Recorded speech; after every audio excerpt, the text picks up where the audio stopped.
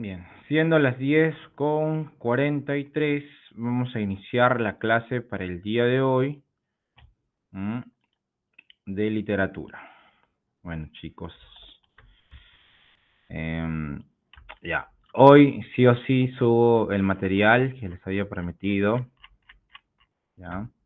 Tenía algunos problemas para poder convertirlo, ¿ya? Pero hoy estamos subiendo todos los materiales que habíamos prometido subir, ¿no? Que nos está faltando. Ya, me van a disculpar. Entonces, vamos a hablar del siguiente tema el día de hoy. Siguiente tema. Literatura prehispánica. ¿Ya? Literatura prehispánica. ¿Mm? Entonces, la literatura prehispánica se va a dar en tres grandes culturas. ¿Mm? Se va a desarrollar tres literaturas, por así decirlo. ¿Ya? Entonces, la construcción maya, castillo encontrado en la ciudad de Chichen Itzá, ¿cierto? El castillo de Chichen Itzá es una de las maravillas del mundo, ¿no? Wow, qué chévere sería estar por allá, ¿no? Por el Chichen Itzá.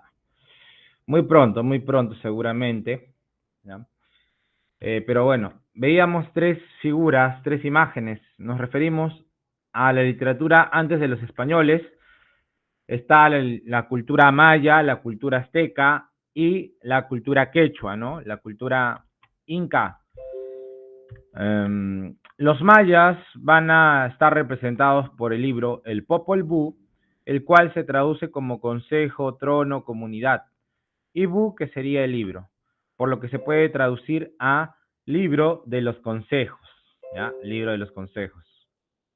Bien, ahí tenemos. Bueno, en los aztecas, la cultura azteca está representada por el código, por el códice el códice Borgia, ¿ya?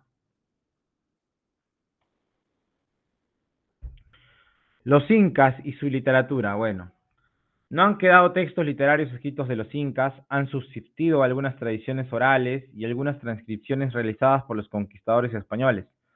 No tuvieron sistema de escritura ideográfica, producían su literatura en lengua quechua o quichua, que significa lengua de la gente o el hablar del valle, ¿no? Yo creo que como toda cultura o civilización, pues sí hubieran tenido, ¿no? Sí hubieran tenido si es que los hubieran dejado de desarrollarse. Pero vemos este tema de la colonización, de la españolización, el choque, el encuentro de dos culturas y bueno, pues ¿no? Ahí fue totalmente la decadencia del imperio incaico, ¿no? Entonces, bueno, se llama prehispánica a el periodo que se origina desde las primeras culturas en nuestro continente hasta la llegada de los españoles en 1492. En esta época se reconoce la superioridad de tres grandes civilizaciones, la inca, la maya y la azteca, ya lo hemos mencionado, ¿no? Una de sus características es que se daba a dar la tradición oral, ¿listo? Hay una cosmovisión andina, para el hombre andino la época prehispánica y el tiempo, el espacio eran sagrados. Las formas de relieve, montañas, lagunas que destacaban por su rareza fueron convertidas en divinidades dignas de oración, lo que se conoce como panteísmo, ¿no? Asimismo, los fenómenos de la naturaleza, rayo, trueno, eran objetos de culto y motivo para la celebración de las fiestas. Ello se debe a que en el mundo andino se practicaba el animismo, concepto según el cual todos los seres de la naturaleza poseen un ánima o espíritu vivo. Literatura inca. Entonces tenemos ahí el contexto histórico-cultural. Abarcó parte de los actuales territorios de Colombia, Ecuador, Perú, Bolivia, Chile y Argentina. Bueno, entonces eran politeístas porque adoraban varios dioses. Eran panteístas, ¿por qué? Porque en la naturaleza también encontraba pues divinidades, ¿no? Ellos adoraban al sol, a la luna, a la tierra, todos eran dioses para ellos, pues, ¿no?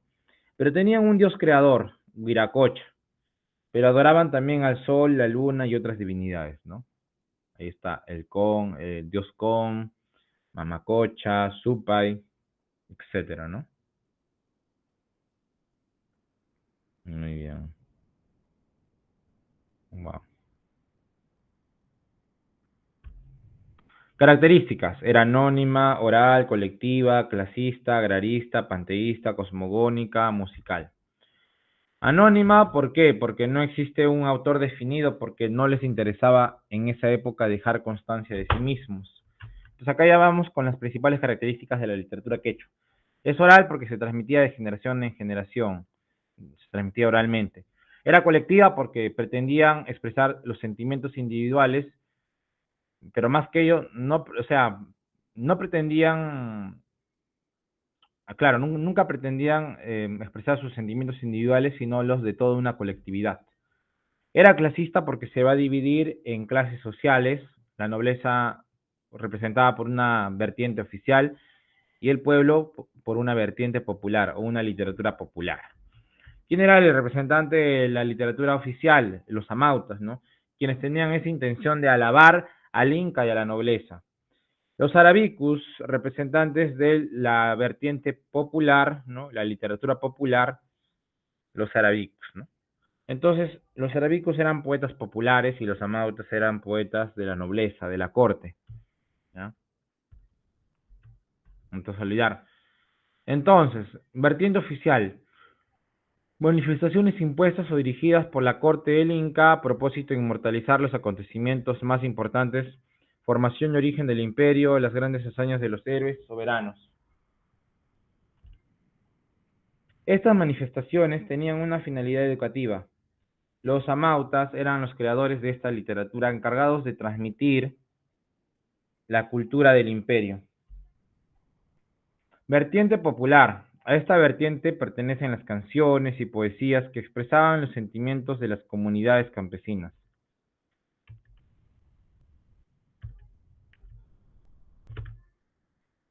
Esta literatura está transmitida por el Arabiku. Entonces tenemos aquellos que se encargaban de transmitir la literatura oficial, que eran los amautas, y tenían una finalidad educativa.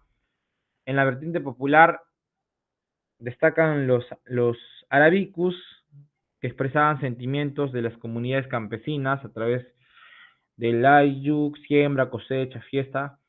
Uh-huh. La lírica netamente estuvo cultivada por los arabicus. Nace y se desarrolla con la música y está estrechamente ligada a las actividades cotidianas de la población, siembra, cosecha, ganadería. Ahora entonces dentro del género literario, porque sí cultivó géneros, está el género lírico, representado por la especie lírica como el ayi, que sería el equivalente a la oda castellana, significa triunfo, ya que tenemos el poema Tixi Huiracocha, ¿no? Tukuy rurak, sonkoy tutayapi, kori raura, kusiña huillaiki, pajaritsu. Un poema muy bonito, ¿no? Pajaritsu, joñi jamainiki, guairaritsu, kuyak makillaiki, guairaritsu, kuyak makillaiki, matsakatsu, wiñay atikiki, tikatkutsu, ¿no? Listo. Bien. Entonces es un poema ¡auch! Me pasó corriente.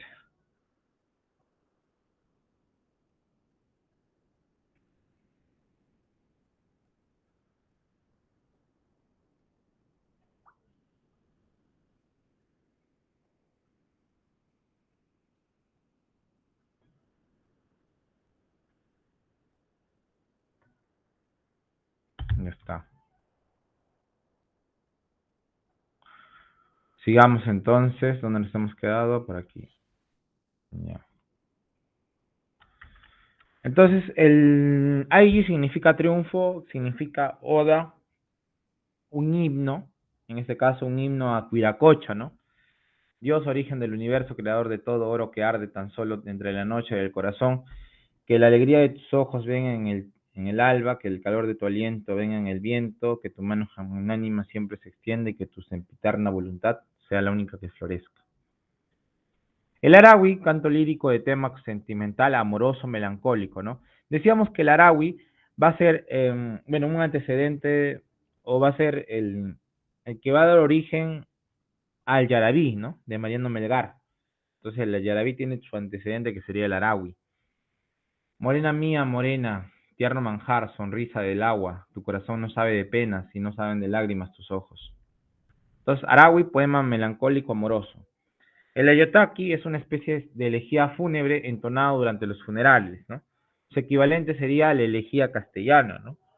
Um, un Ayataki es un poema de dolor por la muerte de un ser querido. Y su equivalente, vuelvo y repito, es la elegía. Lloremos lágrimas de sangre, lloremos con desesperación, a gritos lloremos, que el sol para siempre la luz de sus ojos quitó, ¿no? Muy bien, excelente, chévere, al máximo. ¿Ya? Sigamos. La épica. La poesía épica estaba a cargo de los amautas, se compone de mitos y leyendas en los que desfilan dioses y hombres excepcionales. Estuvieron orientados a explicar el origen del pueblo incaico, recordar las grandes hazañas de sus autoridades y el surgimiento de ciertos dioses, a quienes se consagraba la oración. Podemos clasificar los mitos y leyendas en grandes grupos, ¿no?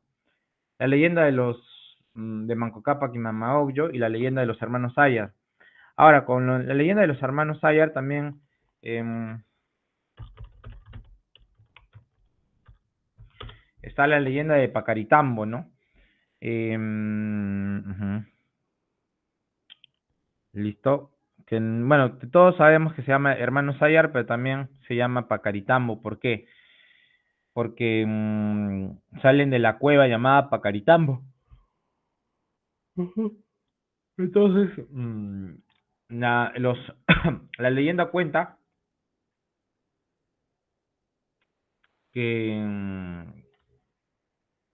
que se inunda toda la tierra y una vez que cesan las lluvias, huyen cuatro hermanos y su esposa del monte de Tampo, Toco, donde se habían refugiado, ¿no? Entonces, Pacaritambo, ¿no? O Tampotoco, en busca de tierras fértiles, ¿no? Entonces, eran cuatro hermanos, Ayar Cachi, Ayar Manco, Ayar Uchu y Ayar Auca. Entonces, los hermanos van a formar familias, ¿no? 10 familias, 10 ayllus. Y a medida que crecían los ayllus, vieron que llegaba la escasez de alimentos, ya que las inundaciones dejaron tierras infértiles.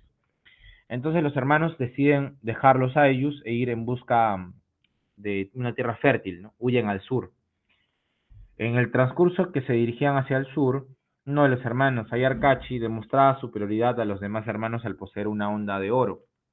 Tenían peleas entre hermanos y al ver que no podían derrotar a Ayarcachi, sintieron envidia. Entonces decidieron deshacerse de él, ya que era un peligro para ellos.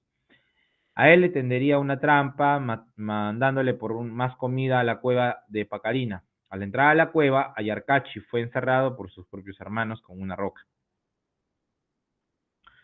Y así, deshaciéndose de su hermano, continúan con la búsqueda. En el camino se topan con un pueblo que habitaba el cerro Guanacaure, y los lugareños adoraban a una estatua de piedra. Ayarauca no puso mucha importancia y quiso continuar su camino, pero cuando estaba pasando por encima fue convertido en una estatua de piedra y se convirtió en parte de la escultura de piedra.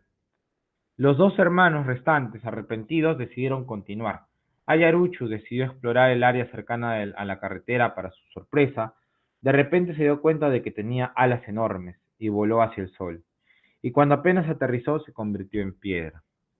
El último y único hermano sobreviviente de los cuatro a sus hermanas continuaron hasta que llegaron al Valle del Cusco. Luego, donde hundió, plantó el bastón de oro que le dio el dios Sol, ciudad establecida en memorias de los dioses Inti y Huiracocha. Y así se fundó el Cusco al lado de su esposa y construyó un templo al dios Sol, al que llamó Inticancha, ¿no? Tenemos el Coricancha, por ejemplo, ¿no? También. Inticancha, Coricancha. Muy bien, entonces tiene toda una interpretación la leyenda de Pacaritambo o la leyenda de los hermanos Ayar. Tenemos el mito de Con, el mito de Bichama, ¿no? Dioses, que explican de alguna forma el por qué el desierto de Perú, bueno, por qué la zona sur de Perú es desértica, ¿no? En el teatro quechua era cultivado por los amautas, que eran los encargados de representar o componer las piezas teatrales, tienen un carácter eminentemente oficial. Las obras teatrales se presentaban en los días de fiesta y de grandes solemnidades ante el Inca y los señores de la corte.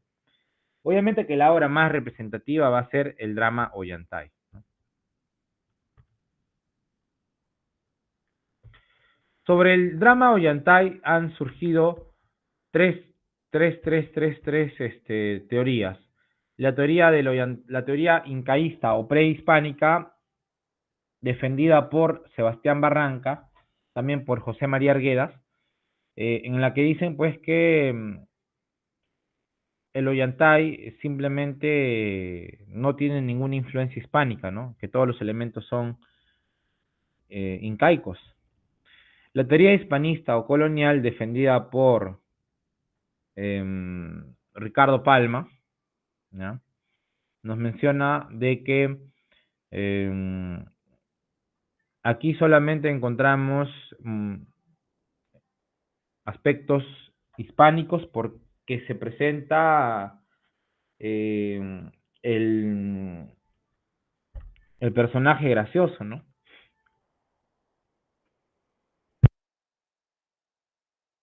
La teoría ecléctica o intermedia, esta teoría está sostenida por José de la Riva Agüero y por Luis Alberto Sánchez.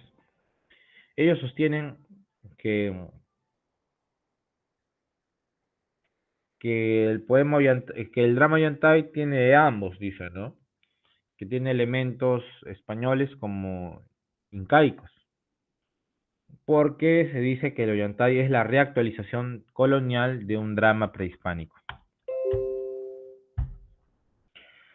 Primera tesis autóctona defendida por José Sebastián Barranca, la segunda tesis defendida por Ricardo Palma, la tercera tesis, que es la teoría transaccionista, ecléctica, media, por el peruano José de la Riva Agüero y Osma, ¿no? Y también obviamente por Luis Alberto Sánchez. ¿Quién es el copista del drama Ollantay? Antonio Valdés, el padre de Antonio Valdés. ¿Quién es el traductor del drama Ollantay? José Sebastián Barranca. Es otra de las preguntas que se hacen, ¿ya?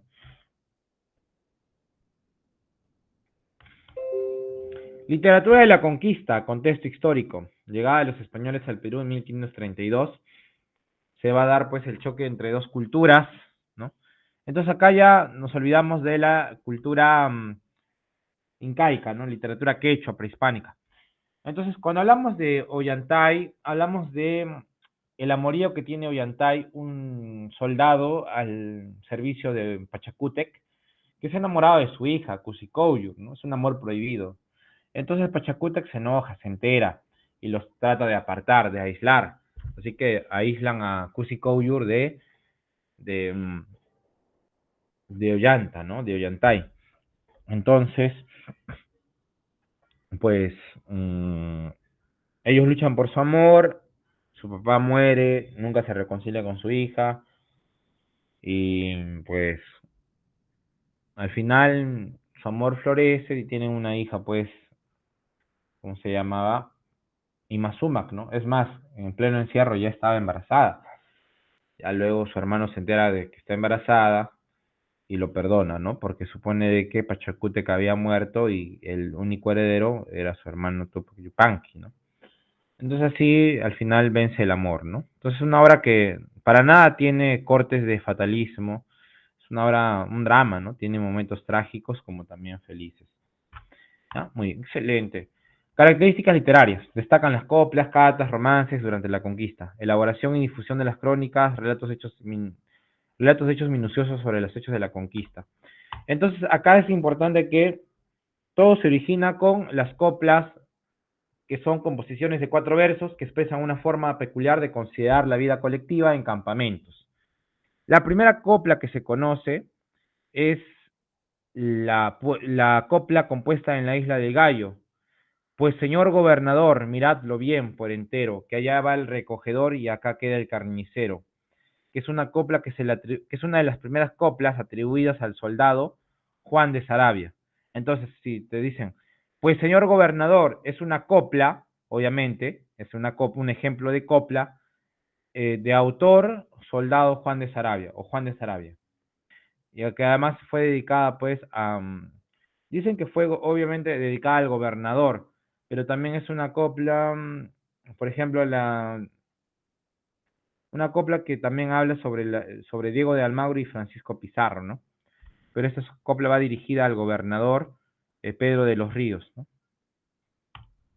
Romance y crónica, ¿no? Una crónica, según Tamayo Vargas, define la crónica como un interesante género literario que linda con la historia, con el ensayo y con la novela.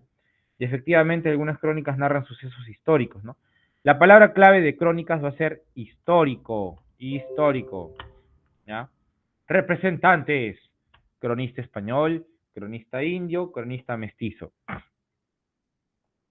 En cronista español siempre vamos a tener a Pedro Cieza de León con el señorío de los incas.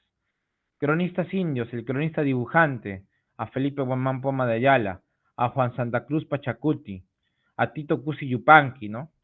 Esta obra de Nueva Crónica y Buen Gobierno fue encontrada por Richard Pichman en 1908 en Copenhague, Dinamarca, en una biblioteca, ¿no? Entonces es una obra muy interesante y bueno, no sabemos qué hace pues el libro de Guamán Poma en Copenhague. Cronistas dibujantes. El Inca, perdón, cronista mestizo que estoy hablando. El Inca Garcilaso de la Vega es el primer mestizo biológico del Perú, ¿no? Es el padre de las letras americanas, con comentarios reales de los incas. También tenemos al padre Blas Valera. ¿Mm?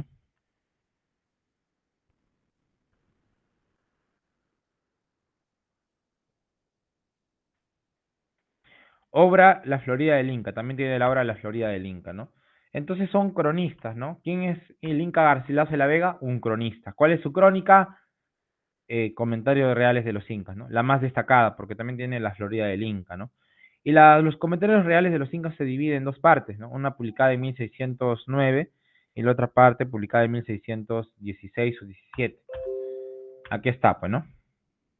Entonces nace en Cusco, es el primer mestizo biológico, sus padres fueron Sebastián Garcilaso de la Vega y Isabel Chimpu Ogyo, ¿no? Isabel Chimpu Ogyo. Entonces es el primer mestizo biológico del Perú, el Inca Garcilaso de la Vega.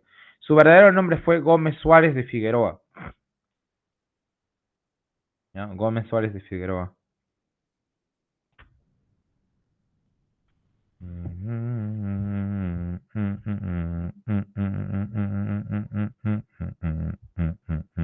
Ya. Lo. Comienza a publicar después de los 50 años, ¿no? Esa es una característica de este personaje, que bueno, nunca es tarde, ¿no? Nunca es tarde para nada. Ahí está la biografía. Fue hijo de una princesa indígena, Isabel Chimpuogyo, y de un conquistador español, ¿no? Pedro Cieza de León, cronista español, va a ser considerado como el príncipe de los cronistas, ya lo habíamos mencionado. Es un observador minucioso de la naturaleza, de las costumbres, los mitos y las batallas. Tenemos a Felipe Guamán Poma de Ayala, conocido como el cronista dibujante. Su obra fue encontrada por Pichman en 1908. Se encuentra plagada de dibujos, usa varios idiomas, ¿no? Entonces, la única obra de la cual me podría referir que contiene dibujos es iconográfica, es la de Felipe Guamán Poma de Ayala, La Nueva Crónica y Buen Gobierno. Ahora pasamos a una etapa de... estamos hablando de la conquista, ahora estaríamos hablando de qué, chicos. ¿Qué tipo de literatura corresponde ahora? ¿Cuál creen que sea? Una literatura, obviamente, una literatura republicana, ¿no? Entonces acá está el periodo clásico o renacentista, en el cual va a destacar, pues, em, bueno, una literatura de la colonia, ¿no? Literatura de la colonia va a representarlo Amarilis, que representa la etapa clásica o barroca o renacentista.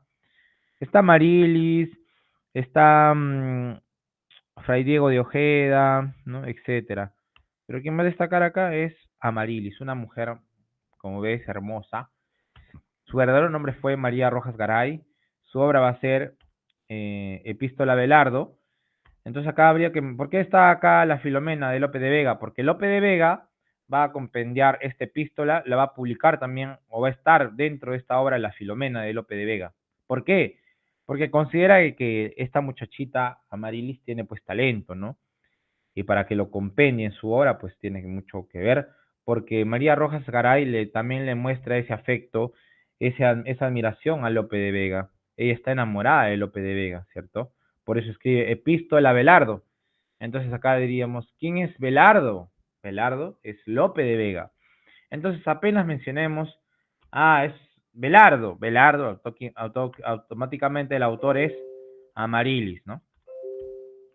Luego tenemos al lunarejo, ¿no? Que representa pues barroca, la etapa barroca en el Perú. Tenemos la etapa clásica o renacentista ¿con quién? Con Amarilis, en la etapa barroca, en el siglo de oro sabemos que se divide en dos, ¿no? En dos escuelas, conceptismo y culteranismo. Entonces, el culteranismo está representado por el lunarejo, el doctor sublime, el fénix criollo, Juan Espinosa Medrano, ¿no? Él obviamente va a tener influencia de Góngora, ¿no? Es un cusqueño padre de indios, ahora se ve influenciada por la corriente de España, donde destaca su profunda prosa, ¿no? Y es por eso que él de alguna forma también cuestiona a Góngora, ¿no? Pero claro, lo critica, lo cuestiona y lo estudia. Por eso es que escribe fábula, ¿no? Él escribe la fábula de Polifemio y Galatea. No, ¿qué escribe Juan Espinosa Medrano? Juan Espinosa Medrano escribe, disculpe, el apologético en favor de Luis de Góngora, ¿no? El apologético en favor de Luis de Góngora, ¿no? En favor de Luis de Góngora. Entonces, ¿de qué trata? Se trata de un tratado muy erudito de crítica literaria, en el que joven predicador y catedrático de artes y teología hace gala de su saber, su gracia y su estilo para defender al príncipe de los poetas de España contra los ataques vertidos por Manuel de Faria e Sousa. Es que es un polígrafo portugués y defensor de Camões. Ya, entonces, es un libro en el que Espinosa Medrano dibuja, recrea un lugar de la apología de San Jerónimo contra Domnio para dirigir un argumento.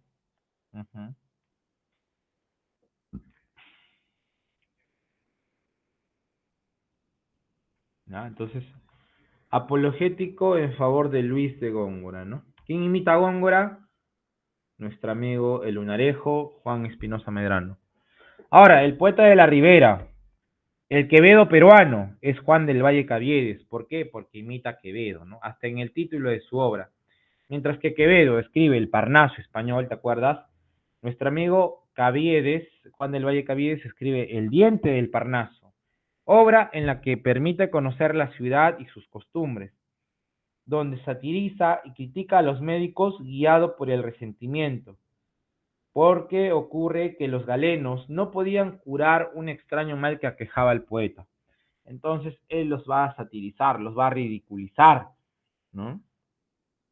Entonces ya sabemos quién es el satírico de los médicos, Socarrón, Juan del Valle Cavides. ¿A quién imita? A Quevedo. Y el lunarejo, Juan Espinosa Medrano, ¿a quién imita? A Góngora, ¿no? Pregunta.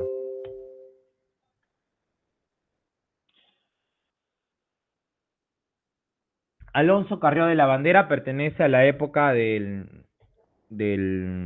etapa neoclásica o afrancesada. Entonces la literatura de la colonia se va va a tener tres etapas. La etapa clásica representada por Amaryllis, la etapa culterana representada por Juan Espinosa Medrano, Juan del Valle Caviedes, que era la etapa, ¿qué cosa? La etapa barroca, ¿no? Ahora, el periodo de afrancesamiento o neoclasicismo ya está representado por Pedro Peralta Barnuevo, por Concolo Corvo, por Padro de Olavide. Pero sin duda alguna, obviamente si sabemos que la etapa afrancesada o neoclasicista, ¿cuál será la relación de estas? Que tiene una intención pues didáctica, ¿no? Ujú. Listo, obviamente. ¿Cuál es el seudónimo de Alonso Carrió de la Bandera? Va a ser con Colocorvo, ¿no?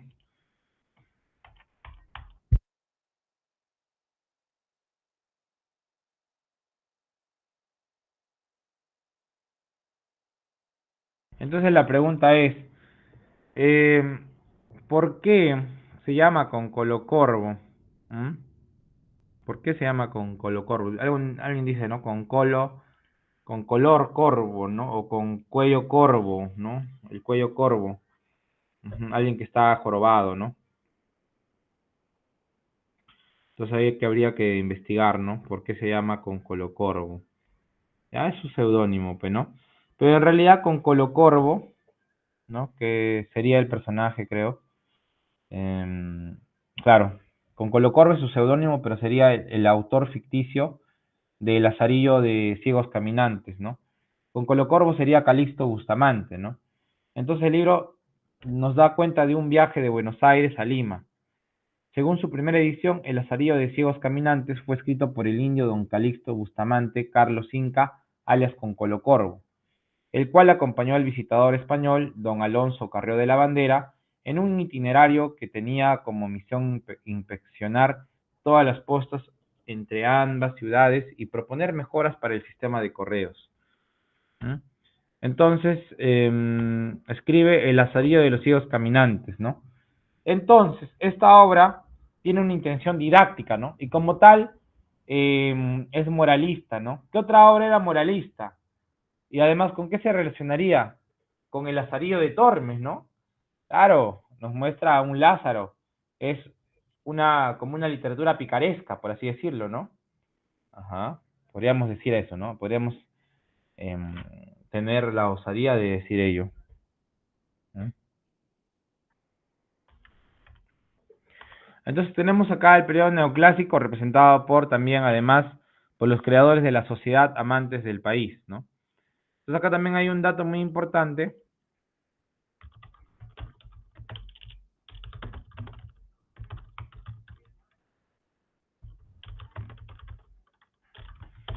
Entonces acá tenemos un dato muy importante, ¿no? Que la sociedad amantes del país va a ser fundada por José Baquijani y Carrillo, ¿no? Pero ¿quiénes van a ser los principales iniciadores? Va a ser pues José Rosé Rubi, José María Egaña y obviamente Hipólito Unanue. Entonces acá tenemos a José Baquijani y Carrillo como el máximo fundador de la sociedad amantes del país. Y uno de los iniciadores sería, junto con Hipólito Unanue, ¿no? Luego de comprobar su común interés por la inquietud intelectual de la Ilustración, obviamente porque es el periodo neoclásico, ¿no? Del siglo XVIII, el siglo de las luces, acordaron formar una academia filarmónica, ¿no? Que se llamaba Sociedad Filarmónica, que luego pasaría a llamarse la Sociedad Amantes del País, ¿no? Es así que ellos van a, inicialmente, solicitan autorización para editar un periódico destinado a difundir las disertaciones académicas, ¿no? Artículos científicos. Y ese periódico va a ser, pues, el Mercurio Peruano, ¿no? El Mercurio Peruano. Ya está. Excelente, chévere. Lo máximo. Ya está. Entonces, el máximo difusor de ideas fue el Mercurio Peruano, ¿ya? El propio virrey Francisco Gil de Taboada le extendió su aprobación, ¿no? A la vista del acierto e ilustración de las obras insertas en sus páginas y la aceptación general que ha merecido, ¿no? Entonces, efectivamente. Entonces, ¿quién es el fundador? José Baquigen y Carrillo. ¿Quién es el iniciador? Hipólito Unanue. Literatura de la emancipación. Tenemos a Mariano Melgar, Valdivieso, arequipeño, considerado como el poeta niño, poeta soldado, poeta de los yarabíes, el prerromántico. ¿Y qué es un yarabí? Es una canción amorosa de cono melancólico, ¿no? Habíamos mencionado que un yarabí, el yarabí es esa composición que tenía como un antecedente al jarawi, ¿no? Al jarawi, ¿cierto? Entonces se inspira en el arawi que aparecía en la literatura quechua, ¿no? ¿Listo? Entonces un yarabí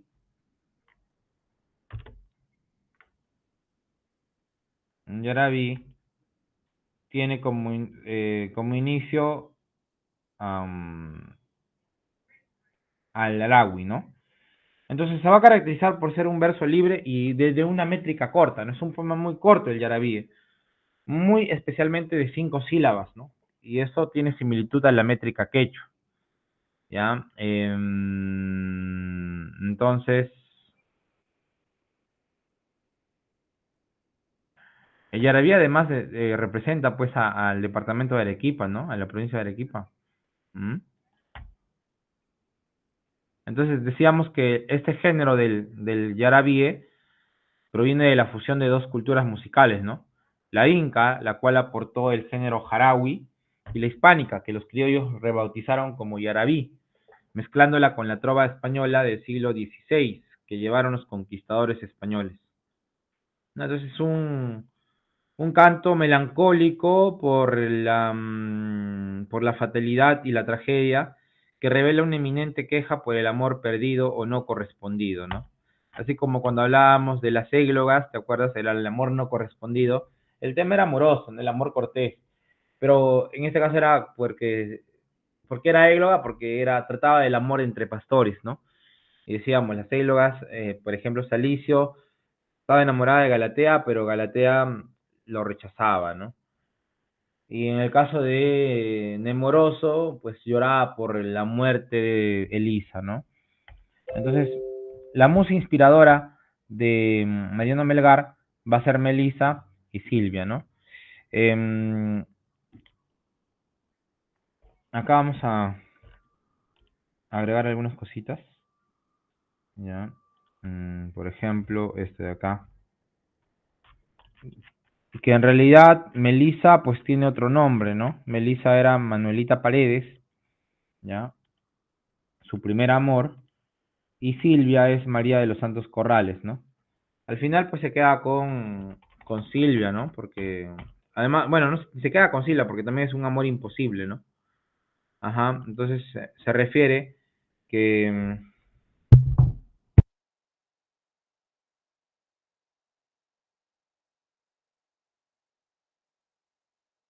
Manuelita, bueno, se refiere que Manuel Melgar era un eclesiástico, ¿no? Tenía una vida religiosa, era un cura, ¿no? O se estaba preparando para ser cura.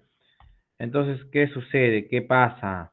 ¿Qué es lo que pasa aquí con Manuelita Paredes? ¿Ah?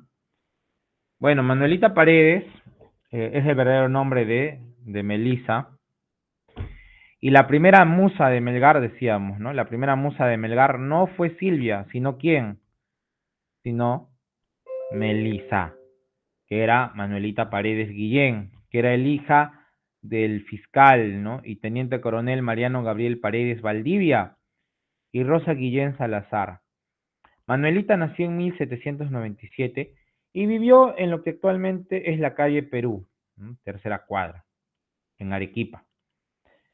Melgar tenía 20 años cuando fue flechado por Manuela Paredes y su relación amorosa duró solo 6 meses, ¿no? Una de las elegías del poeta fue dedicada a la cruel Melisa. Es que el general patriota Guillermo Miller conoció a Melisa en Camaná. En sus memorias editadas en Londres, se relata el encuentro entre Miller y Melisa.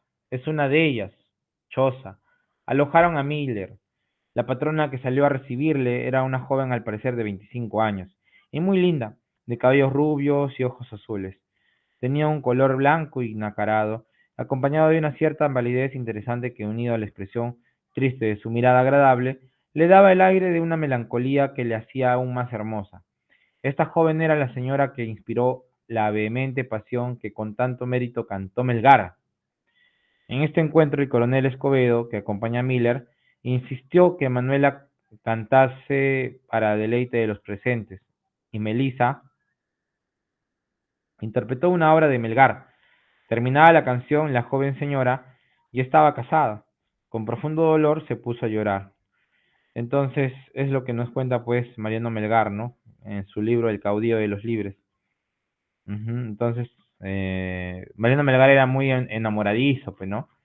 Es un poeta guagua, como dicen, ¿no? Pero por eso, ¿no? Ya Melissa estaba casada, ¿no? Era una mujer casada, creo, ¿no? Entonces, eso pasó con Melisita.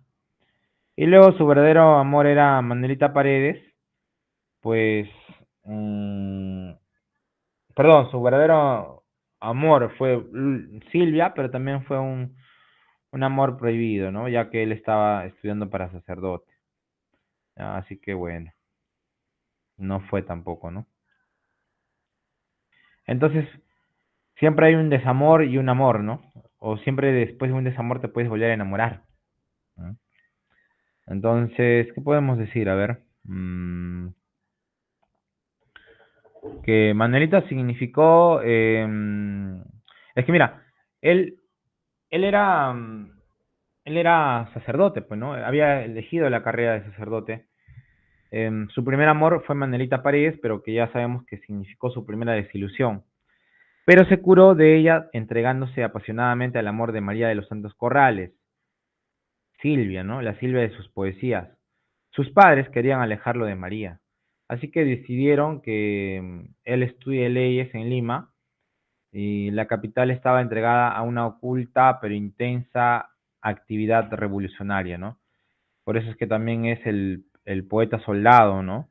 Porque se va a enrolar, ¿no? En el ejército y finalmente va a fallecer en la batalla de Humachiri, ¿no? En la batalla de Humachiri en Arequipa. Por eso es el poeta soldado, el poeta niño, enamoradizo, el poeta de los yarabíes, ¿no? Arequipeño, dicen, ¿no? Enamoradizo como buen arequipeño, dicen. Obras, elegías, odas a la libertad, a la soledad, al sueño, al amor del mar, al conde de Vista Florida, pero sin duda alguna destaca con sonetos, La mujer y a Silvia, ¿no? Obviamente el soneto a Silvia. Y vas viendo que destaca pues en género lírico, ¿no? En el género de la poesía. Soneto a la mujer, soneto a Silvia, el Yarabí, ¿no? 3, 4, 5, ¿no? Son pequeños, cortos. Vuelve que ya no puedo, vuelve sin tus cariños, ¿no? Oda a la libertad, ¿no? Y ahora sí vamos a hablar de la siguiente corriente que sería el costumbrismo, ¿no? Que pertenece a la corriente, a la época de la República, ¿no? La época de la República, quien va a destacar acá es, quien va a destacar acá es Felipe Pardo de Aliaga, ¿no? Entonces vemos la imagen que nos hace referencia pues al costumbrismo, ¿no? Y el costumbrismo pues es una corriente que expresa el amor por lo inmediato, el ambiente local y las costumbres de la época, ¿no? Las costumbres de la época, entonces, es bailar, por ejemplo, este baile prohibido de la zamacueca, ¿no? Que sería la actual marinera. También quiere reflejar, pues, reflejar cómo, digamos, cómo eran las personas de esa época, ¿no?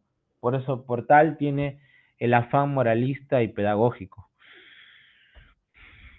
Afán de satanización y desprestigio. También quiere desatanizar, ¿no? O satanizar algo, criticar algo y a la vez también elogiarlo, ¿no? Y a la vez desprestigiarlo, mejor dicho, ¿no? Critica los vicios sociales de la época. Se desarrolla preferentemente a través del periodismo y el teatro. Entonces no te vas a olvidar, ¿eh? Entonces el costumbrismo va a destacar en periodismo y teatro, teatro y periodismo, ¿no? Entonces, acá tenemos al máximo representante costumbrista, Felipe Pardo de Aliaga. es el costumbrista aristocrático, máximo exponente del anticriollismo. Entonces acá surgen dos corrientes, ¿no? El criollismo como tal, criollismo y anticriollismo, ¿ya? Entonces, el criollismo, anticriollismo, ¿no? Entonces, ¿qué podemos decir del criollismo? Obviamente va a haber mucho liberalismo, se va a cultivar una lírica festiva y el periodismo, ¿no? En cambio, el anticriollismo, ligado a lo antirepublicano, es más conservador, es más pasadista, ¿no? Hay una preferencia por el periodismo. Entonces, la época anticriolla se va a enfocar en lo que son las costumbres, pues, ¿no? El teatro cómico, la ridiculización y satanización de hábitos sociales de la plebe y la burguesía.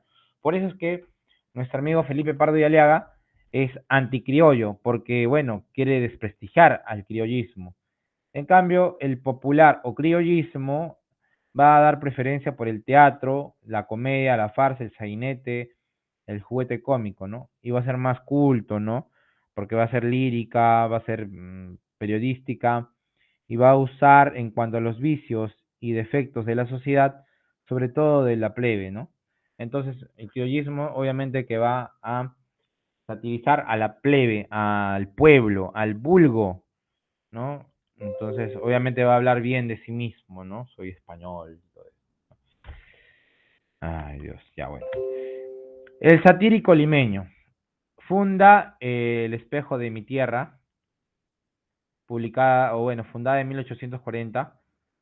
En comedia tiene Frutos de la educación, donde critica el baile de la zamacueca, ¿ya?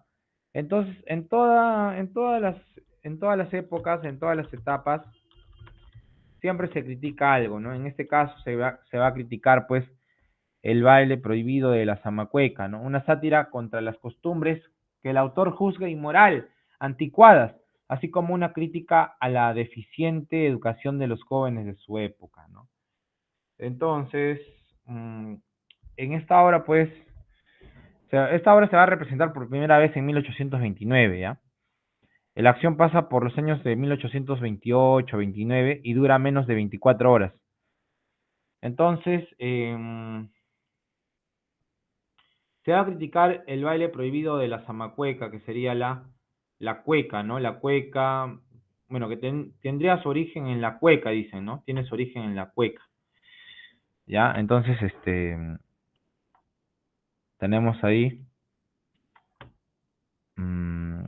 la cueca, ¿no? La cuequita, y luego derivaría, pues, ¿en qué? En la marinera, ¿no?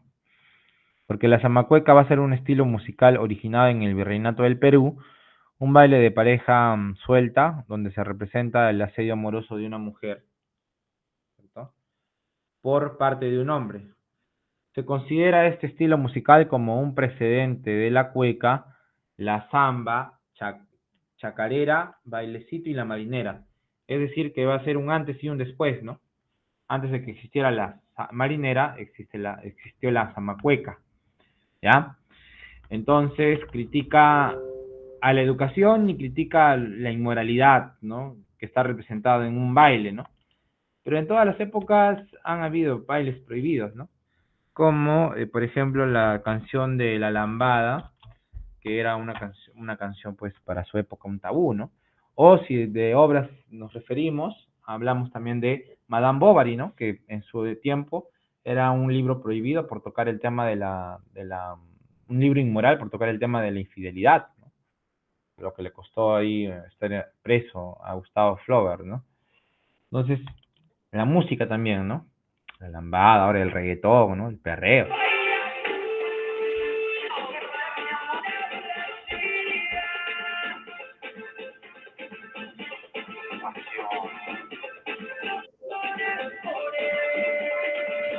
Y bueno, luego en el 2011 pues apareció esta reactualización de la canción Tabú, ¿no? Bueno, la canción Tabú era el cover, ¿no? O la copia de Tabú, pues, ¿no? Perdón, de La Lambada, Don Omar, ¿no? Está.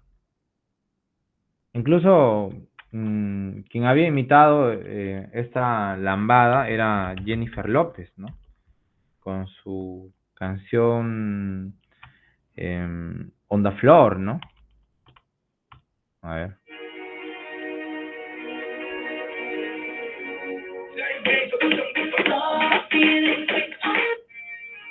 Na, na, na, na, na, na, na, na, na, na. Cierto, ¿no? Sí. Entonces hay varios ritmos, ¿no? Que tienen esa misma, bueno, la misma música, ¿no? En periodismo destaca un viaje y también el paseo de Amancaes, ¿no? Acá la más importante va a ser un viaje. Y luego una pregunta podría ser comedia de Pardo y Aliaga que elogia las costumbres aristocráticas, ¿no? O sea, él es anticriollo, pero va a haber una excepción, ¿no? Con una huérfana en Chorrillos. Ya no te vas a olvidar, por favor. Entonces hablemos de su artículo periodístico, el artículo de costumbres, es un viaje, ¿no? Entonces tendríamos que destacar que un viaje de Felipe Pardo y Aliaga es un artículo de costumbres, en el cual el protagonista es Niño Goyito, y ahorita vamos a ver por qué se llama Niño Goyito, ¿no? Dicen que su preparativo de viajes duró 6 años, perdón, 6 meses, algo inaudito, insólito, ¿no? Increíble, difícil de creer que alguien se esté preparando tanto tiempo para poder simplemente hacer un viaje. Pero es que no solo él está preparando, todo el mundo está preparando su viaje. Por eso es el niño Goyito, ¿no? Un niño que está de viaje. Va a cumplir 52 años, pero cuando salió del vientre de su madre le llamaron niño Goyito. Y niño Goyito le llamarán hoy, le llamarán mañana, le llamarán 30 años más tarde, porque hay muchas gentes que van al panteón como salieron del vientre de su madre. Este niño Goyito, que en cualquier otra parte sería un don Gregorión de buen tamaño, ha estado recibiendo por 3 años enteros cartas de Chile, en que le avisan que es forzoso que se transporte a aquel país a arreglar ciertos negocios interesantes de familia, que han quedado embrollados con la muerte súbita de un deudo. Los 3 años los consumió la discreción gregoriana en considerar cómo se contestarían estas cartas y cómo se efectuaría este viaje. El buen hombre no podía decidirse ni a uno ni a lo otro, pero el corresponsal menudeaba su instancia y ya fue preciso consultarse con el profesor, con el médico, con los amigos. Pues señor, asunto solucionado. El niño Goyito se va a Chile, ¿no? Pero mira, para poder viajar ha consultado a sus amigos. Bueno, qué considerado, niño Goyito, qué considerado. Pero bueno, es una total inmadurez de su parte, ¿no? Bueno, esa es la crítica que hace, ¿no? Hace una referencia que el aristocrático limeño es un flojo, es un vago, es un engreído, un mimado, un hijito de papá que no puede decidir por sí solo, ¿no? ¿Qué ha pasado con el niño Goyito, ¿no? Le han hecho un daño, pues, ¿no? Tremendo cincuentón, tremendo don Gregorión, y bueno, hasta lista su ropa, ¿no? Bien planchadita, la tienen que planchar su ropita. Pobre niño Goyito. Bueno, entonces ahí está la crítica, la sátira a la sociedad limeña, ¿no? Que podríamos decir que son unos parásitos, por así decirlo, ¿no? Mm, que no, que no hacen un bien a la sociedad, ¿no? Muy bien, excelente. Otro representante del costumbrismo sería Manuel Asensio Segura, el padre del teatro peruano, el costumbrista criollo. Tiene obras como Ñacatita, El Sargento Canuto, La Saya y El Manto, ¿no? De los tres, la que va a destacar va a ser Ñacatita, obviamente, ¿no? Que va a representar, obviamente, la alcahuetería, ¿no? ¿Ya? Entonces tenemos acá Ñacatita, que un referente, se hace referencia también am, a dos queridos, dos amantes, que se quieren, pues, ¿no? Pero estos se ven frustrados por que su papá, don Jesús, quiere casar a su hija con don Alejo, ¿no? Pero Ñacatita, bueno, Juliana, que es la hija de don Jesús, pues le dice, ¿no? Oye, no, bueno, ¿cómo se llama la hija? Juliana, sabe que no quiere estar con don Alejo, ¿no? Que es además un viejo, porque ella tiene un enamorado, que es Manuel, ¿no? Entonces, no puede ser, ¿no? No puede ser para nada.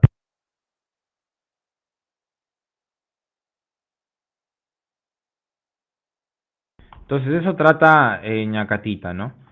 ¿Y en qué aparece, en dónde aparece Ñacatita? ¿Quién es Ñacatita? Bueno, el tema de Ñacatita, la vamos a mencionar como un ratito, es la Celestina peruana, ¿no? Celestina peruana. Porque el tema también va a ser la alcahuetería, ¿no? Alcahuetería. Muy bien, excelente. Está máximo. El costumbrismo, entonces ya sabemos de qué trata Ñacatita. Es una obra en la cual Ñacatita, pues, va a ser, digamos, la mala de la película, ¿no? Que se va a entrometer en esta relación, ¿ya? Entonces, Ñacatita es el diminutivo de Doña Catalina, que va a ser una vieja chismosa, igual que la Celestina, entrometida, que busca armar escándalos en el hogar de una familia de clase media limeña, para sacar provecho. Sin embargo, es puesta al descubierto y termina expulsada de la casa, ¿no? Incluso su mamá de Juliana confía pues en Ñacatita y Ñacatita le da esos consejos, ¿no? Sí, que se quede con don Alejo. Y don Alejo estaba pues em, estaba coludido con Ñacatita, así que obviamente que iba a hablar bien de él, pues, ¿no? Ajá. Excelente, chévere, lo máximo. Entonces acá también tendremos que agregar un poquito más de Ñacatita, ¿no? Ajá, entonces, don Jesús y doña Rufina van a tener una hija que está llamada, que va a estar pues enamorada de don Manuel, ¿no? Pero es pobre, es alguien sin porvenir, y doña Rufina pretende casar a su hija con un anciano de nombre don Alejo, ¿no? Señor de leyenda don Juanesca y mucho dinero, pero a quien Juliana detesta, y ante esta resistencia la madre recurre a las artes casamenteras de Ñacatita, quien valiéndose de mil artimañas convence a Juliana que acepta a don Alejo. Entonces don Jesús, padre de Juliana, expulsa a Ñacatita a la calle por alcahueta y permite el matrimonio de su hija Juliana y perdona a su esposa Rufina, ¿no? Ya está, eso es. Costumbrismo, sigue Flora Tristán, Flora Celestín, Teresa, Henriette Tristán Moscoso, con su obra Peregrinaciones de una paria. ¿Qué es una paria? Paria es como que alguien que no es reconocida como tal, ¿no? Es expulsada. Entonces, ella viaja, ¿no? Ella viaja de un lugar a otro, ¿ya? Buscando su propia identidad, ¿no? Buscando su identidad. Nuestra amiga, este, nuestra amiga Flora Tristán, ¿no? Entonces, Peregrinaciones de una paria nos muestra esa peregrinación que hace como una expiación de su condición de paria, ¿no? Que la tiene que redimir. Entonces ella viaja a Arequipa, pues, ¿no? Viaja a Arequipa y hace toda una peregrinación. ¿Listo? Sigamos entonces. El romanticismo, llegamos al romanticismo, ¿no? Ya habíamos visto a un prerromántico que sería Mariano Melgar, y el romanticismo está liderado por Carlos Augusto Salaverry y un romanticismo histórico representado por Ricardo Palma, reconocido como el máximo exponente del romanticismo en Hispanoamérica. Su musa es Ismena Torres, ¿no? No te vas a confundir con las demás musas que hemos visto. Su obra va a ser Diamantes y Perlas, no te vas a confundir con Diamantes y Pedernales de José María Arguedas. Tiene Cartas a un ángel y esa es la máxima obra poética. porque dentro de Cartas a un ángel va a estar el poemario Acuérdate de mí. Mi recuerdo es más fuerte que tu olvido, mi nombre está en la atmósfera, en la brisa, y ocultas a través de tu sonrisa. Lágrimas de dolor, pues mi recuerdo, tu memoria salta, y a pesar tuyo, por mi amor suspiras, y hasta el ambiente mismo que respiras te repite mi amor.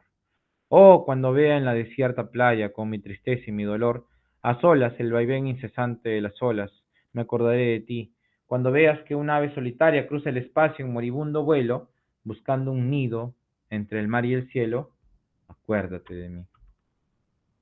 Entonces, muy bonito el poema, ¿no? Ahora hablamos de Ricardo Palma, que es el conocido bibliotecario mendigo por ser el reconstructor de la Biblioteca Nacional.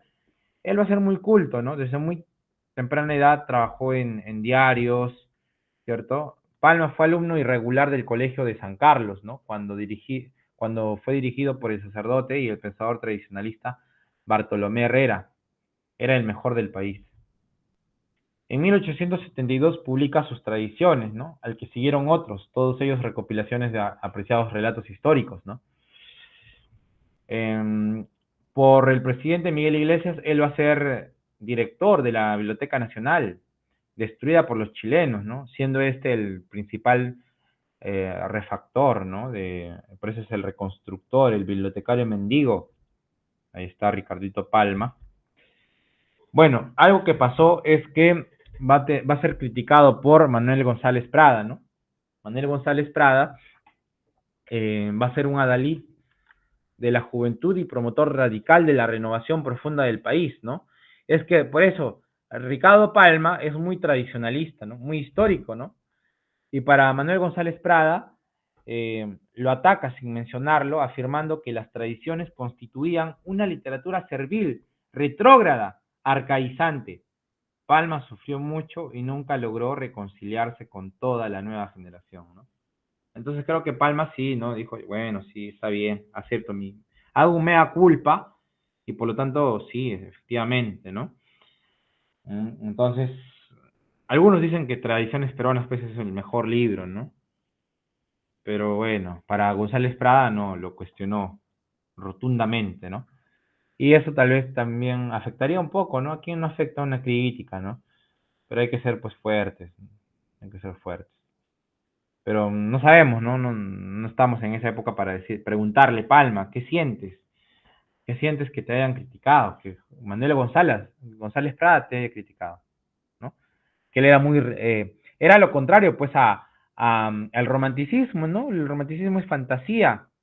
Además que el romanticismo carecía de originalidad, vamos a mencionar, ¿no? No tiene originalidad, se copia, tiene una influencia pues romántica. El romanticismo no surge aquí en Perú, surge en Alemania, ¿no?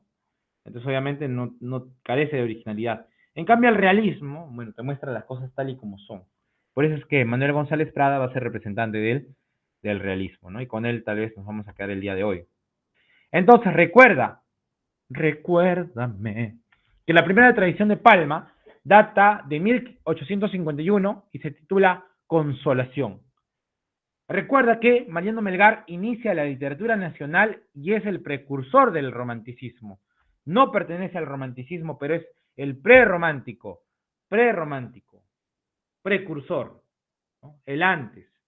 El Arawi es una especie lírica inca caracterizada por ser sentimental y quejumbrosa, que sería, que sería pues el origen del Yarabí, ¿cierto? La última tradición publicada en vida de Ricardo Palma se denominó Mi visita al general Santa Cruz. Sigamos. Entonces, al igual que las corrientes, lo que rompe con el romanticismo, ¿no? Lo subjetivo va a ser el realismo. Sabemos que nacía en Francia en contra del romanticismo en favor de una conciencia literaria e intelectual. ¿Cuáles son las características principales? ¿Mm?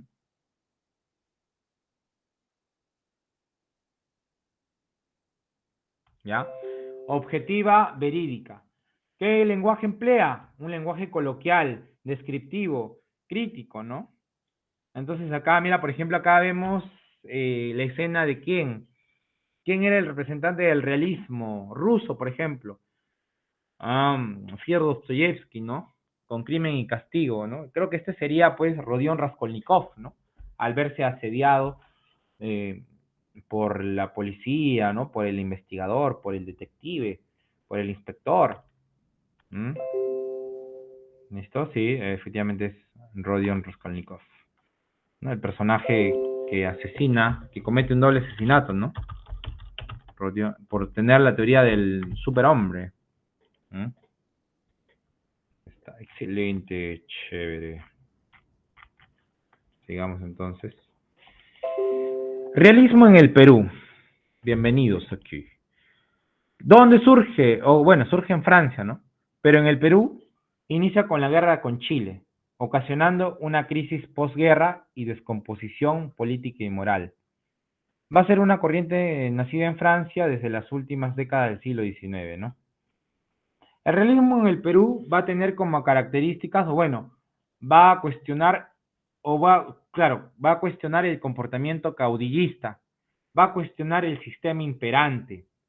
El realismo en el Perú da prioridad al hombre sobre la sociedad, sobre todo a ese hombre que no tiene voz ni voto, a ese hombre, tal vez el peruano de a pie, como quien dice, ¿no? Esa palabra, el peruano de a pie, es decir, un peruano común y corriente, ¿no? Más ligado pues a una clase baja, de condición baja, al indio también, ¿no? Que es sobre todo alguien que necesita, pues, ¿no?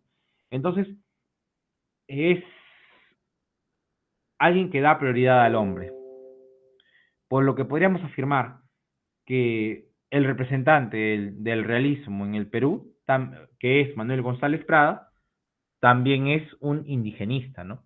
Es un socialista, se preocupa por la sociedad, es tal vez modernista, ¿no? Un poco, porque va a renovar el arte, la literatura, con su propio lenguaje, ¿no? Va a escribir páginas con J, ¿cierto? Páginas libres, ¿no? Con J. Entonces, va a cambiar la I por la Y o la Y por la I, ¿no? Entonces tiene toda una modernización. Personaje destacan en ensayo y novela. ¿Cuáles son los personajes del realismo peruano? Son Manuel González Prado, obviamente, páginas libres, minúsculas, presbiterianas, baladas peruanas, amar sin querer. En su obra, Páginas Libres, va a estar el discurso del Poli te ama, ¿no? Los viejos a la tumba, los jóvenes a la obra. Entonces, es un muy buen libro, ¿no? Recomendado. Eh, Páginas Libres, ¿ya? Entonces, ¿dónde está el discurso en el Poli te ama? En Páginas Libres. Florinda Mato de Torner escribe tradiciones y leyendas, novelas y drama. Mercedes Cabello de Carbonera, Sacrificio, Los Amores de Hortensia, Blanca Sol. Acá tenemos que resaltar a Abelardo Gamarra Rondó, más conocido como El Tunante, ¿ya? Escribe 100 años de vida perdularia, ¿no? O también El Tunante en camisa de 11 varas, ¿no? ¿Qué es 100 años de vida perdularia? Perdularia es una vida perniciosa, una vida viciosa, ¿no? Llena de vicios. Entonces, ¿cómo se le conoce a Abelardo Gamarra? El Tunante, ¿no? El Tunante. Teníamos al Doctor Océano en la etapa neoclásica, el Doctor Océano con Pedro Peralta Barnuevo con Lima Fundada, ¿no? Haciendo un análisis. Y bueno, esos son los realistas en el mundo. A Benito Pérez Galdós en España, a Stendhal en Francia, a Flaubert en Francia. Y el modernismo, dice, ¿no? El modernismo es una escuela literaria de gran renovación estética. El modernismo se desarrolla entre los años 80 y 1914. Esta escuela busca separarse de la burguesía y su materialismo por medio de un arte refinado y estetizante. Características: la musicalidad, la belleza sensorial, temas exóticos, amor a la elegancia, amplia libertad creadora. Representantes están José Santos Chocano, Abraham Valdelomar, Clemente Palma, ¿no? Acá vamos a hablar de José Santos Chocano, escritor y político peruano. Ingresa a la carrera de letras en la Universidad Mayor San Marcos, pero la abandona por una injusta calificación. Es encarcelado a los 20 años por actividades subversivas, proselitistas, ¿no? Políticas. Desempeñó diversos cargos diplomáticos en Colombia, España y fue consejero de Pancho Villa en México y de Estrada Cabrera en Guatemala. Volvió a conocer la cárcel tras una oscura reyerta con un periodista. Este periodista se llama Edwin Elmore. Entonces lo mata. Partió en Santiago de Chile, donde murió asesinado por un tranvía. Entonces, tarde o temprano, le volvió el karma a José Santos Chocano, el cantor de América, modernista, ¿no?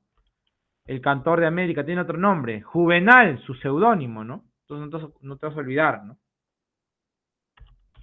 Entonces Josecito Santos Chocano mata a un periodista, Edwin Elmore, y también lo matan a él en Chile en un tranvía por un loco, por un esquizofrénico, ¿no? Entonces cuando se va a vivir a Santiago de Chile, padece pues penurias económicas, ¿no? Así que en el año 1934, luego de que ya había matado pues al periodista, él va a ser asesinado en un tranvía por Martín Bruce Padilla, un esquizofrénico que afirmó haberse asociado con él, con el poeta en la búsqueda de tesoros ocultos. Pero al verse marginado de los supuestos beneficios de la empresa, optó por vengarse de esa manera, ¿no? En realidad, Chocano no halló ningún tesoro, ¿no? Así que fue sepultado en Santiago.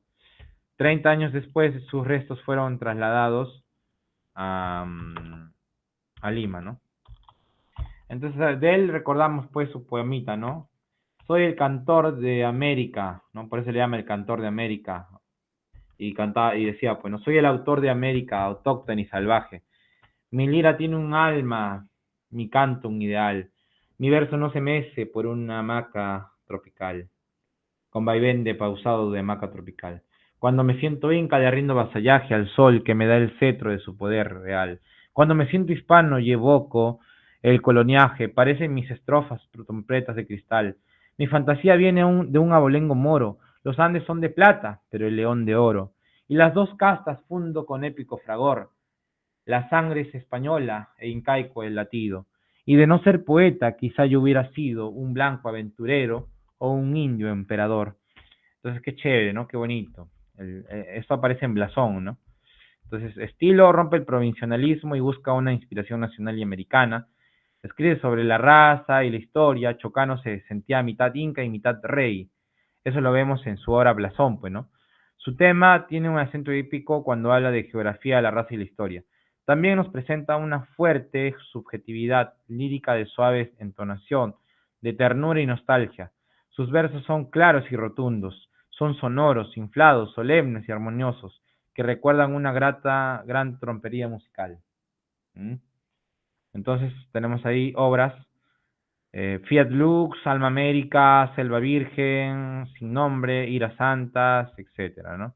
Pero sin duda alguna su obra más bonita es Blasón, que está dentro del Alma América. Dice, su producción poética fue la más resaltante en el modernismo peruano, constituye la formación y el encuentro de raíces americanas en la creación literaria. Entre sus obras tenemos Blasón, Quién sabe, y etcétera, ¿no? Postmodernismo, bueno, modernista y postmodernista, Abraham Valdelomar, con su obra El Caballero Carmelo, ¿no? De él vamos a hablar la próxima semana, ¿no? Él funda el movimiento Colónida. Eh, bueno, José Carlos Mariátegui menciona de que, de que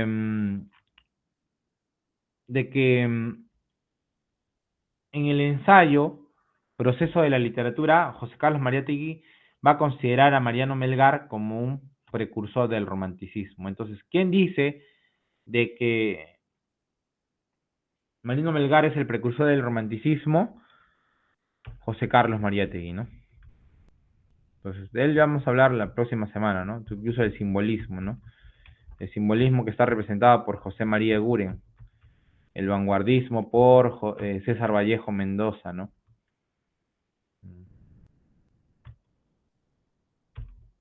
¿Dónde está?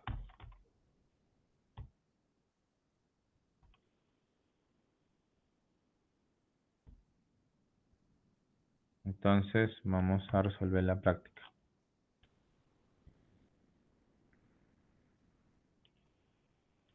¿Alguna duda, alguna pregunta? Creo que no. No, profesor. Muy bien. Ah, vamos a continuar entonces con la práctica. Y ahora sí, todos participemos, por favor, por favor. Entonces ahí teníamos la teoría, también está todo en el texto, ¿ya? Y ahora en el tiempo establecido vamos a resolver la práctica como se debe, ¿no? Bien, excelente, chévere. Bueno, ahí está el discurso en el Poli Te Ama, ¿no? Que hemos mencionado que el autor es Manuel González Prada, ¿no? La fiesta que presenciamos tiene mucho de patriotismo y algo de ironía. El niño quiere rescatar con el oro lo que el hombre no supo defender con el hierro. Los viejos deben temblar ante los niños porque la generación que se levante siempre acusadora y juez de la generación que desciende. Niños, sed hombres, madrugada la vida, porque ninguna generación recibió herencia más triste, porque ninguna tuvo deberes más sagrados que cumplir, errores más grandes que remediar, ni venganzas más justas que satisfacer, ¿no? Muy bien, entonces, máximo este poema, ¿ah? Lo máximo, ¿m? Máximo.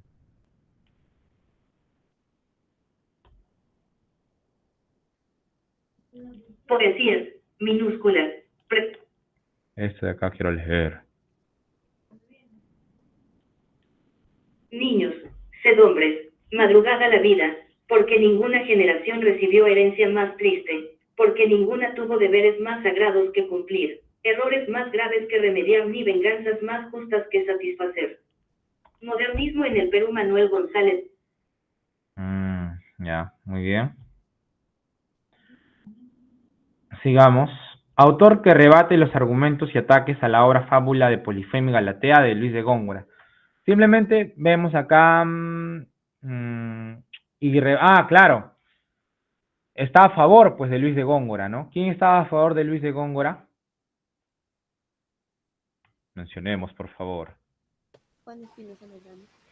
Juan Espinosa Medrano, correcto, muy bien, excelente, chévere.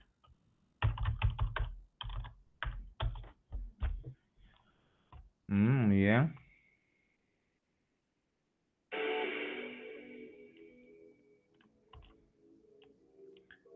Sigamos. El costumbrismo se manifestó principalmente a través de, lo hemos mencionado abiertamente el día de hoy, Teatro y periodismo. el teatro y periodismo, de dado, correcto. No es característica de las tradiciones.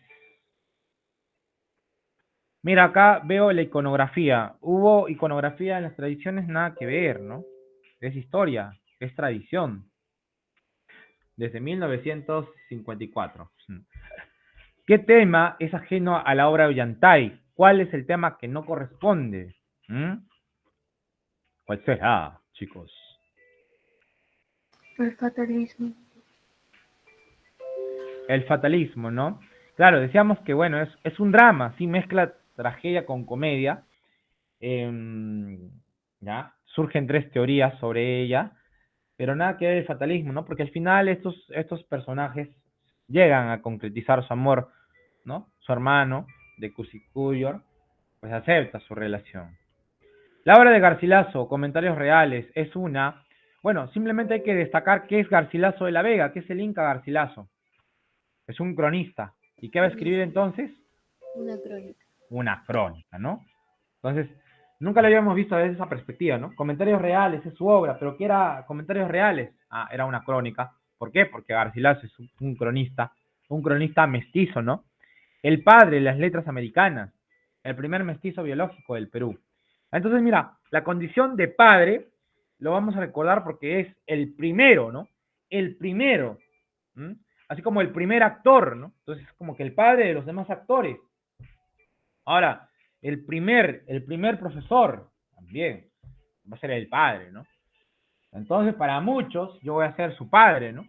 El primer profesor que han tenido seguramente, o tendrán, o ya hay otro, ¿no? Ya ha habido otro. Pero en este caso, sería el padre, ¿no? El padre de la literatura, por así decirlo, ¿no? De Sepu.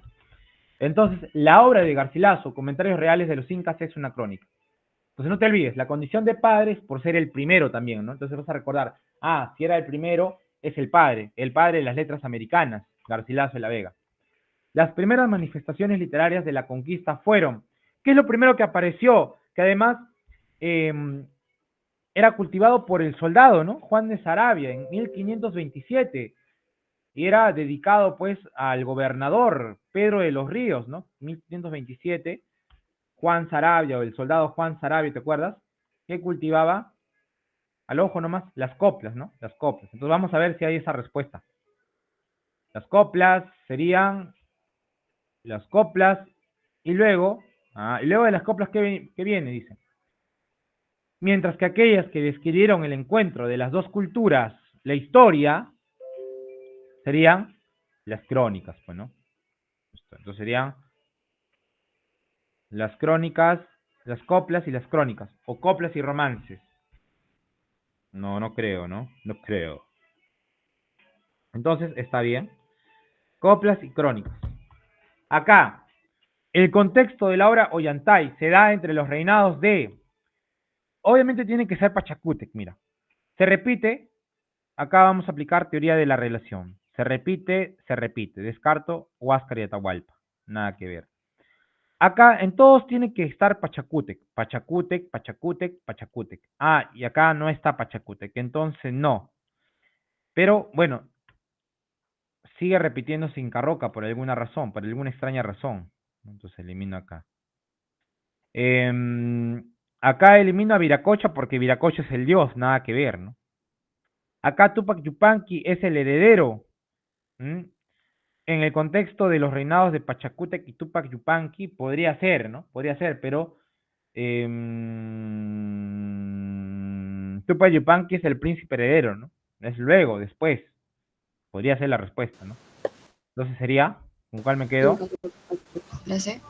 La C, ¿no? Inca Roca y Pachacútec, ¿no? Obviamente. Ya está. Entonces era la C, ¿no? Oí de tu voz, Belardo.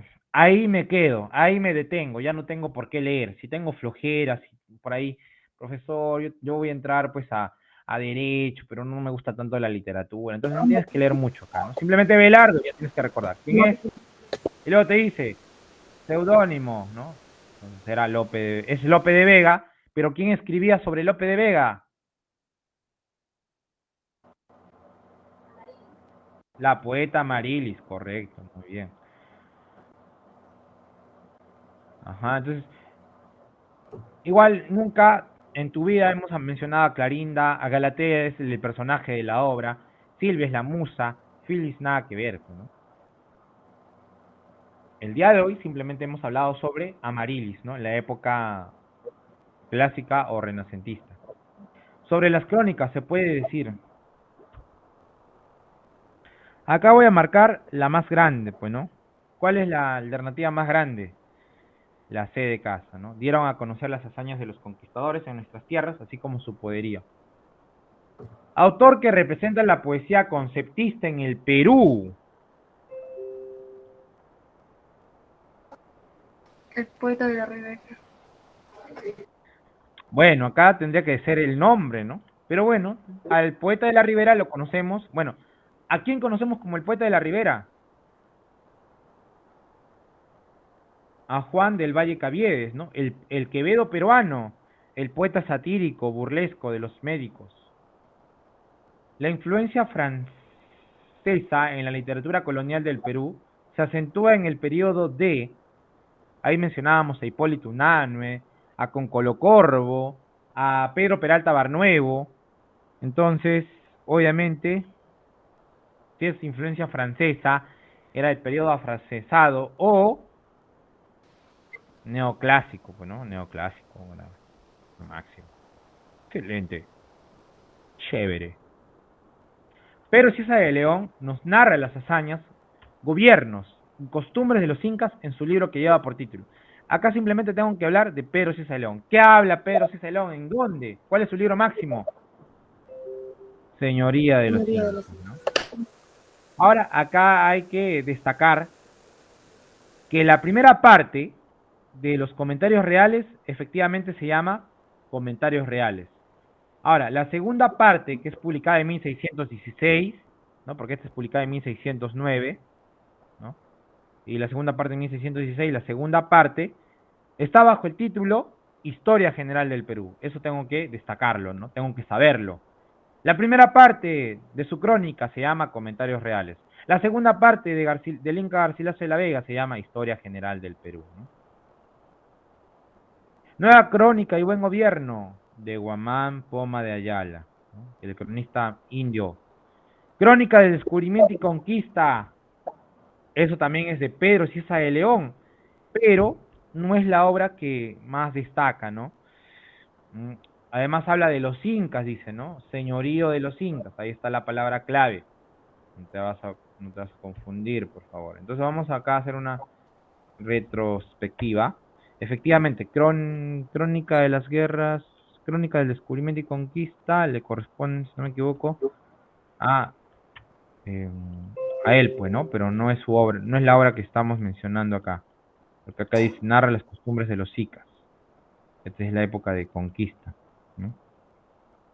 Está excelente, chévere. Pues vamos a corroborar esta respuesta.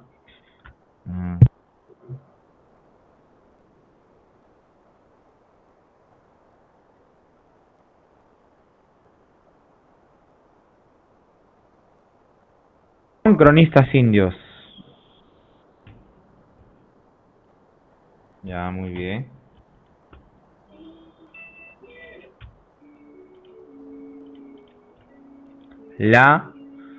Mira, en todos tiene que haber pues un Guamán Poma, ¿no?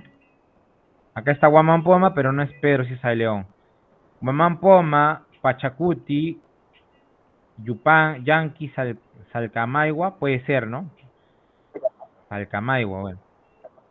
Pachacuti, Yanqui, Pedro Sarmiento, ya nada que ver. Pedro de Betanzos, nada que ver. Blas Varela, ¿no? Entonces sería la B de bueno, ¿no? Apenas veas, pues, nombres, así que son, pues, nativos, ¿no? Son cronistas indios, ¿no? Pero igual tiene que estar ahí Guamán Poma. Es considerado el padre de las letras americanas. Ya te lo dije. ¿Quién era? Dilo, dímelo. Inca Garcilaso de la Vega. El Inca Garcilaso de la Vega, ya está.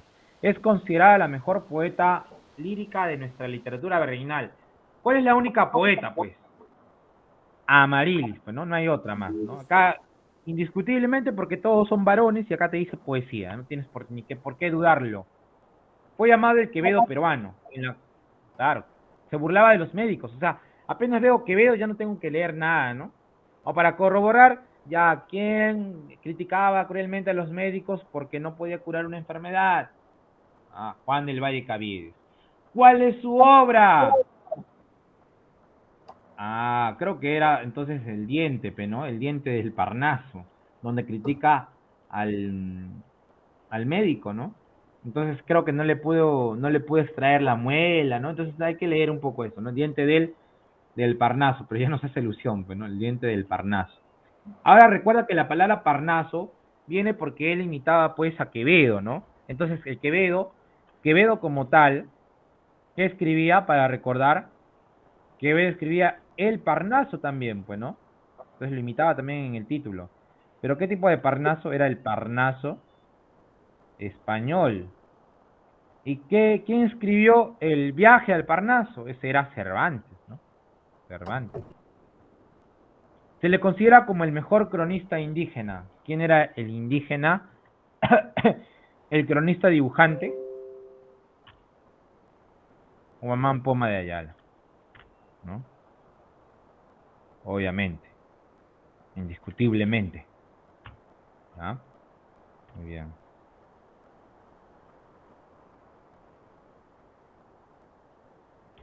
Sigamos. Tipo de arawis que se entonaba en la época de siembra y cosecha, para invocar la suficiente abundancia de los frutos. Entonces acá tenemos el Urpi, que es un poema dedicado a la mujer, nada que ver, la paloma, ¿no? El Ayataki, canto fúnebre, Y luego tenemos por ahí el guaguaki, ¿no? ¿Qué es guaguaki? Viene de gua.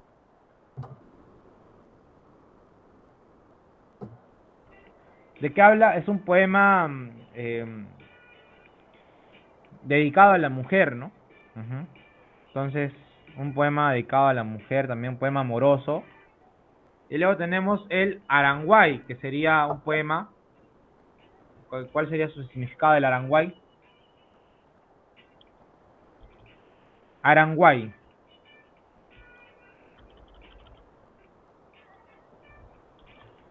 Un género o una especie lírica que va a ser satírica, ¿no? Va a ser burlesca. ¿Ya? Muy bien. Infundía sarcasmo, dice, ¿no? Entonces, canto de siembra y cosecha. Daba preferencia a las labores dedicadas a la siembra y la cosecha. Ay, Moray. La primera copla data del año 1527. Estaba dirigida al gobernador de Panamá, Pedro de los Ríos. ¿Por quién fue escrita las coplas? Basta que diga copla y es la primera copla. Juan del Valle Cabies, no, Juan de Sarabia. Excelente, chévere. Son escritos en prosa, es el documento escrito por quien fue testigo de los acontecimientos de allí de gran importancia histórica. La palabra clave acá es histórica y documental. Nos referimos a las crónicas, correcto, muy bien.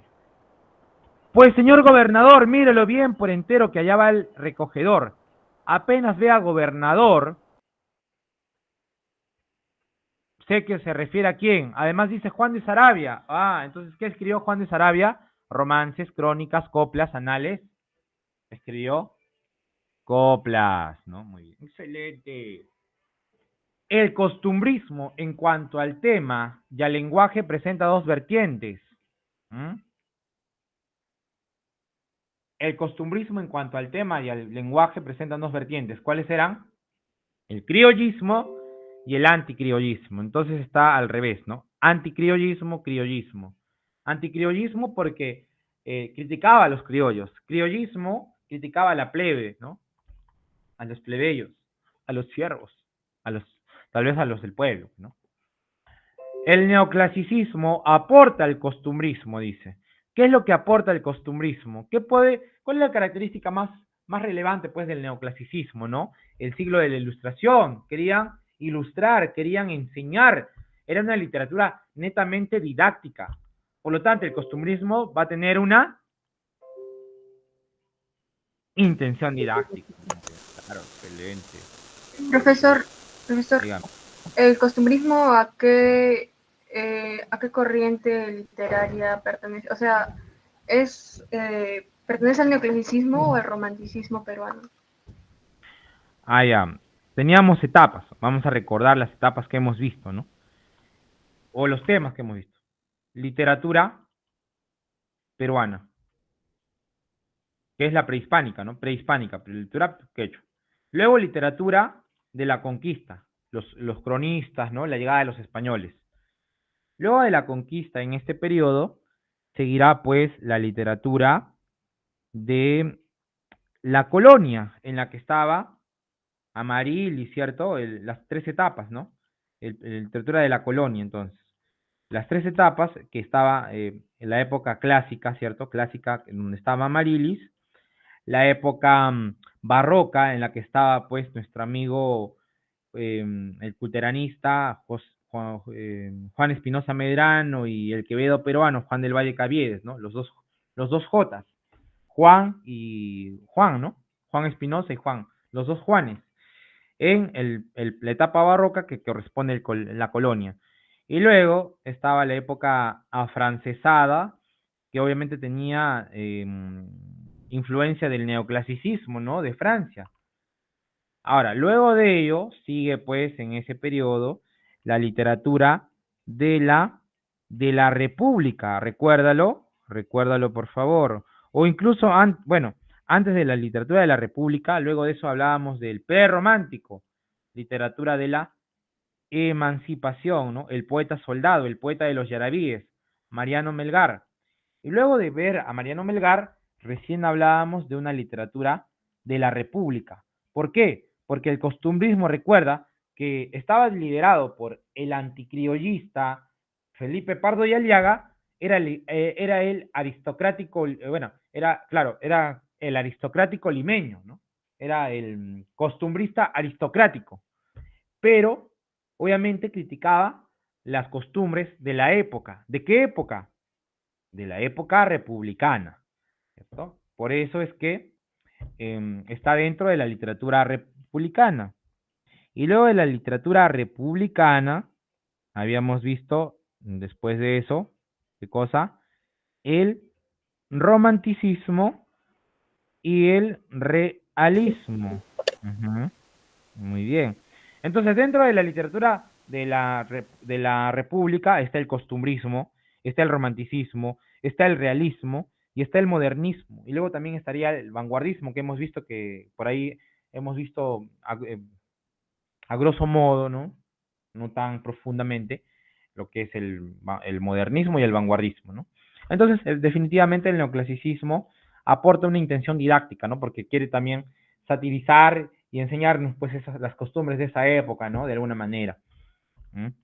Para no ser tampoco como un niño gollito, pues, ¿no? Nadie quiere ser un niño gollito, ¿ya? Entonces,